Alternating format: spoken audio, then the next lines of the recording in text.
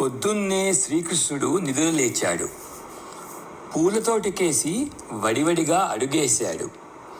పూలు కోసి దండ చేసి రాధ సిగలో చెండు తురిమి ఆ సిగను తాకి మురిసే రాధను మురిసిపోతూ చూడడానికి పొద్దున్నే శ్రీకృష్ణుడు నిద్రలేచాడు. పూలతోటకేసి వడివడిగా అడుగేశాడు. పొద్దు కంటే మునిపే రాధమ్మ లేచింది. స్వామి కంటే ముందే పూతోట చేరింది.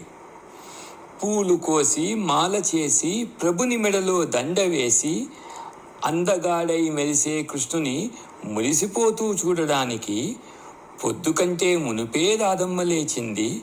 స్వామి కంటే ముందే పూతోట చేరింది. తోట చేరి చేశాడు పూలు లేని బోసి మొక్కలకేసి. స్వాగతం పలికింది రాధ మెడలో పూలమాల వేసి.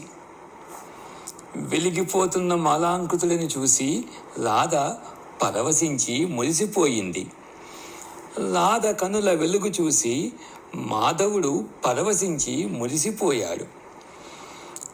కృష్ణుడు చెండు కూర్చి తన సిగలో తురిమినా, తానే దండ పేర్చి కృష్ణుడి మెడలో వేసినా రాధకు రెండూ మురిపించే ఆనందమే. రాధ ఎలా మురిసినా స్వామికి ప్రమోదమే. ఇంతకీ ఎవరి ఆనందం ఎక్కువో అని తోట మొక్కలకొచ్చింది సందేహం.